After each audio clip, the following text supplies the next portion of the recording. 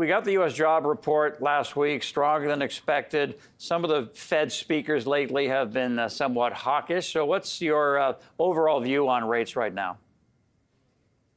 Yeah, I mean, our overall view is a lot of this growth expectation is really what's driving rates materially higher at this point.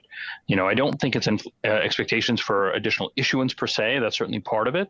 But if you decompose what's moving the rate higher or moving rates higher overall, it's really just expectations for more growth, somewhat expectations for fewer Fed rate cuts, and I would say to some extent, some expectations for inflation. But growth seems to be the primary driver at this point because we're seeing real rates really lead the move higher in rates.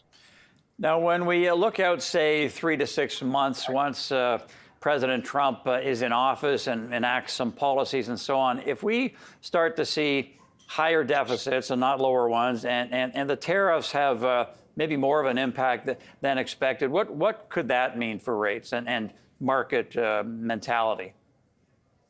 Yeah, so in my mind, it would take really kind of three things to move rates higher here, or one of three things. I would say certainly higher growth would be one, that could potentially open the door to somewhat of a pricing for Fed rate hikes. Two, as you mentioned, would be more fiscal. Although, that being said, it is going to be tough for Congress to pass anything that's very, very deficit positive because they have to go through reconciliation procedures, and that tends to kind of clamp down on how much you can add to deficits.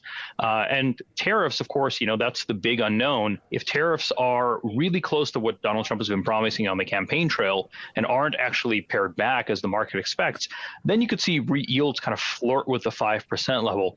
But I do think unless you get one of those three things happening or all of those three things happening, it's going to be hard for rates to move too much higher from here, given that we've already reacted very significantly to both acceleration in growth expectations and also an acceleration in inflation and kind of worries about tariffs.